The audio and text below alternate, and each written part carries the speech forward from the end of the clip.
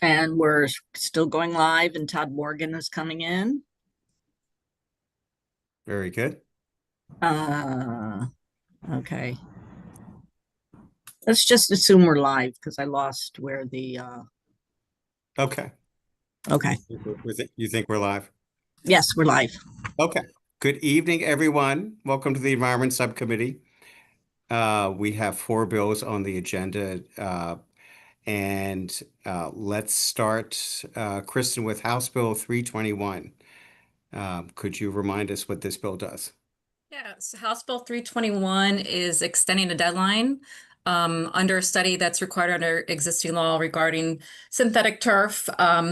The synthetic turf industry and disposal of synthetic turf, and it extends the deadline by 6 months. So it moves it from July 1st, 2026 to I think January 1st of 2027, or Okay. January 15th rather. And no amendments, right? No amendments. Is there a motion? Move favorable, Mr. Chair. Second? All right. All those in favor say aye.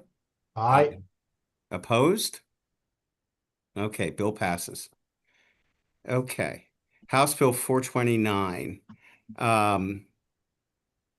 Kristen, I guess we discussed the proposed amendment last week. Remind me that we discussed it last week, and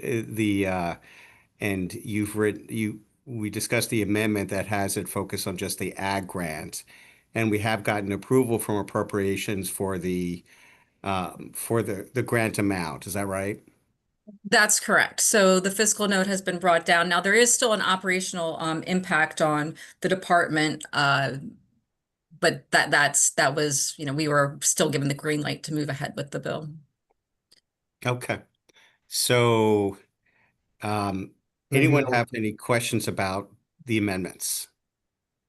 Again, takes out the MDE grant program, keeps in the ag grant program with a funded amount of $250,000 plus the operational cost for the program.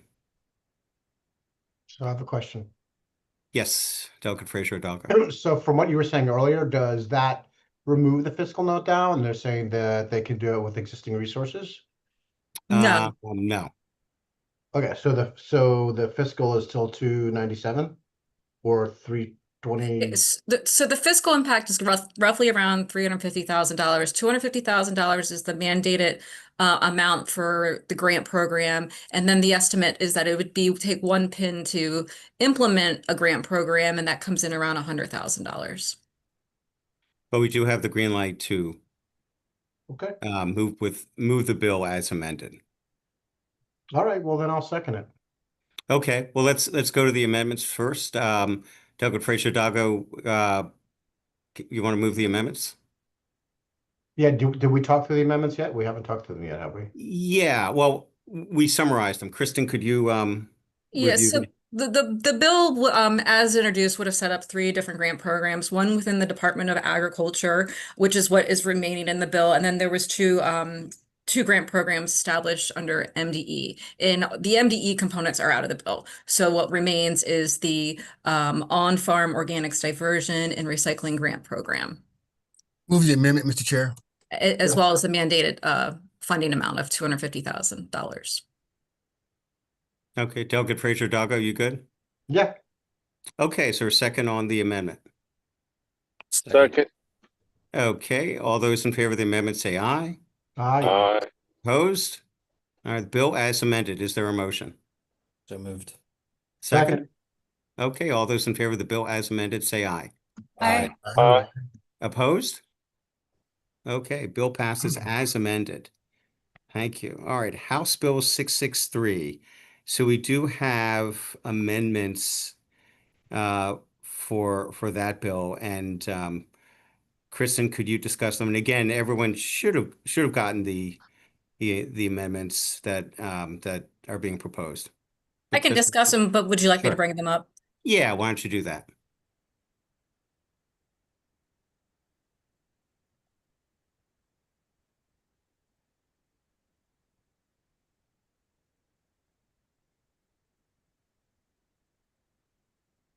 Okay, can you see everybody see that okay? Yes.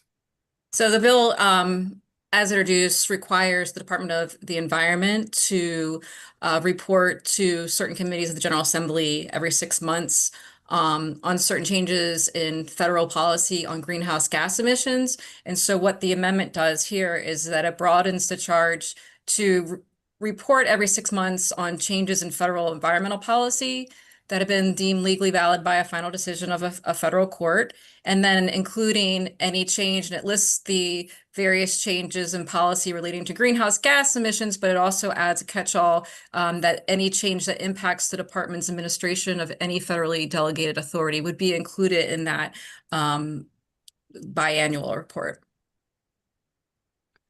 So Kristen, the reference to federal delegated authority covers lots of environmental topics. Is that right?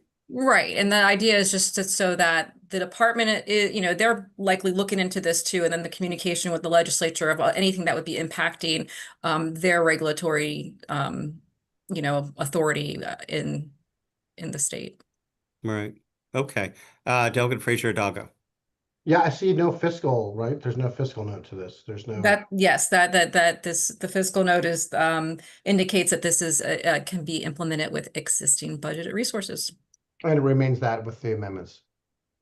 Correct. We did check in with the department and they gave us the language of what would be something that they would be able to implement. Thank you. Delegate Morgan. Thank you, Mr. Chair. Hey, Kristen, real quick, aren't they already doing this? Or wouldn't they already be doing this just based on that's their It job? might be, yeah, but not necessarily. They maybe with or internally, but the reporting to was it to the committees? Let's see, or just the General Assembly. Yeah, so the reporting requirement is to report that information back to the General Assembly. So the General Assembly also has this information and fairly real time, and so that's what the requirement is. But yeah, they're certainly likely to be tracking it. But they're not necessarily going to be sharing it in a report so that anybody in the legislature can have access to it just to see what's going on in case they want to have legislative change or talk to the department about, hey, like what's going on here. You good, Delegate Morgan? Yep. Sir? Okay. Yeah, I think the idea isn't trying to tell MDE to do this just to do it. It's more to have that communication, the bridge between the branches.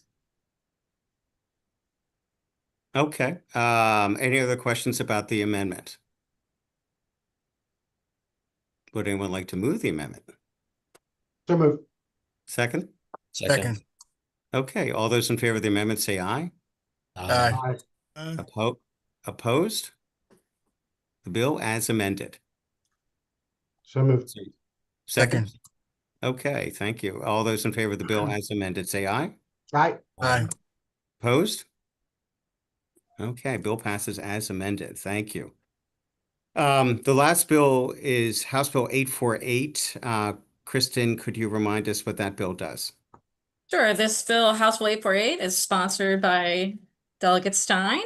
It is a short bill where it's requiring the State Fire Prevention Commission under the Fire Prevention Code to incorporate by reference and regulations certain provisions of the National Fire Protection Association 101 Life Safety Code, and then it would expressly allow valet trash and recycling materials awaiting scheduled collection to be placed in the corridors and exits of new and existing apartment buildings. We do have the advocates here if anyone has any questions about the background. Dan, just to confirm, this type of valet trash service has been used for about 20 years, is that right? Correct. My client, Valet Living, has been operating in the state of Maryland for 20 years. They have 124 buildings that they service, which is about 38,000 units. Okay, thank you. Now, just in the interest of full disclosure, the firefighters are split on this. The professional firefighters are in support. MSFA is opposed, and MSP, State Police, was not happy with the fact that we undid action that they took recently within the past year. But Dana, during the life of this type of program, there have not been any incidents as far as No. everyone knows. Is that right? No, to the best of our knowledge, there has been no cited incidences where this amenity service that's being offered has caused any issues. That is true also nationwide, which I think is why the National Fire Protection Association, when it was revising the 2024 edition, it actually made it a safer service by putting parameters on it. But again, if we have a track record of 20 years, and without this service will not be able to continue if local jurisdictions adopt the current code. Okay, we do have some questions. Delegate Morgan. You got to unmute yourself there, Delegate. Todd? I apologize. Yeah, this That's thing's right. too fast for me. I just was really concerned with, when you get the state police and the MSFA opposing this thing, but the professional firefighters are, it sort of puts it, and I understand completely where you're coming from with the amenity of the service. It just seems to put it in a weird position where you have basically people are supposed to be on the same team or playing on different teams today. That makes sense? Yeah, and I can address that and kind of how this came to be if you would like, Delegate Morgan. Please, thank you. Okay, so prior to the National Fire Protection Agency every few years updates its life safety code. So prior to the 2024 edition being adopted, valet trash did not have any specific requirements around it. But hearing public safety concerns that were raised, the National Fire Protection Association did incorporate protections. And it did so to address the public concern. So some of those protections now include container size, the composition of the container, time limits for how long a container can be out in the hallway with the trash in it, as well as the fact that the container cannot reduce the width of the corridor. So egress is still the same with or without the container. It has to meet those standards. But then what happened was, so that was incorporated into the Life Safety 101. It was supportive. My client supports it. But then when the State Fire Prevention Commission adopted the code by reference, they removed these provisions. And our concern is that Maryland would be the only state that would prohibit this service, and we would be prohibiting it after 20 years of no issues with it. So that's our concern. If it was a service that had issues, the life safety code would have most likely prohibited it nationally, and it did not. And I think that that's really what's important. I think that's why the professional firefighters support, because they support the efforts and the work and the discussion that went on in multiple years with the National Fire Protection Association. Okay, thank you. Delegate Odom. Yes, thank you, Mr. Chair. Maybe I may have just mistakenly thought I had heard when you were describing it. And I just heard the explanation, which I've been told that before, so I'm okay on that. But when you described it, I thought you mentioned three entities. The fire department was split on this decision, and that was just explained to us, so I understand that fully well. But then I think you mentioned the MSP, and I thought you were talking about the Maryland State Police. So that's if it's not the Maryland State Police we're talking about, then I'm clear. No, Dan, it is the state police. Is that right? The State Fire Prevention Commission is under the Maryland State Police. Okay, all right, I'm good. I got you. Okay.